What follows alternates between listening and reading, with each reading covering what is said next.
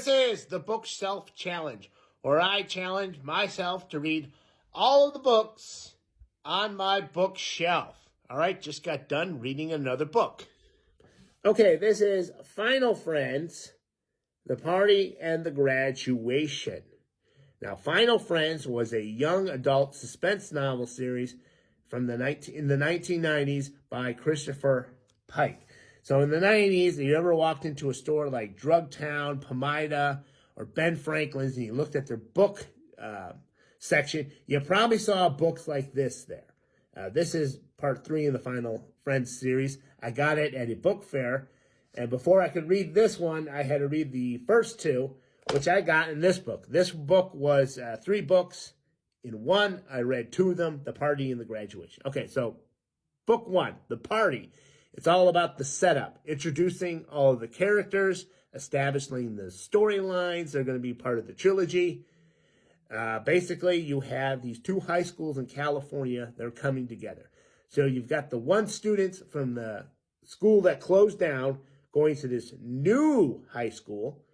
And then you have all the students from that high school have to, deal with this influx of new students. So they have a party so everyone can get to know one another. But someone ends up dead. This one girl from a gunshot wound. She was in a locked room. So was it a suicide or was it murder? And that sets things up for the next one, the dance. So we got one guy's trying to figure out, all right, what happened to her? Yeah, she was in a locked room, but she wouldn't have ever shot herself. How did someone end up murdering her, right? There's that mystery. And then everyone else is just getting ready for the high school dance, the homecoming. Who's going to be the homecoming queen? Everyone's, fighting for that. But that turns out to be more than they bargained for, because the float that the homecoming queen is on collapses and she ends up paralyzed, which is, I guess, is setting things up for part 3. So that's the setup. That's all the premise. I like this series. I read the Nightmare Hall series. I've been reading that. And, R.L. Stine. This is a little different. This has got stuff like sex and drugs. Well, I don't think any of the characters, we've seen them have sex, but they talk about sex, boobs and butts and whatnot. And, they've had some people getting drunk and, smoking dope. So that sets it apart from the other young adult series that I've been reading for nostalgic purposes. Yeah.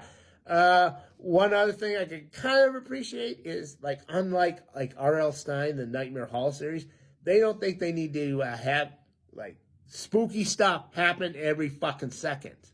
It's like at the end of the novel, that's when the stuff kicks in, but it's not like every chapter something's happening where they have to go down in the basement and there's spiders, or, they get a phone call. No. They just save that stuff for the end.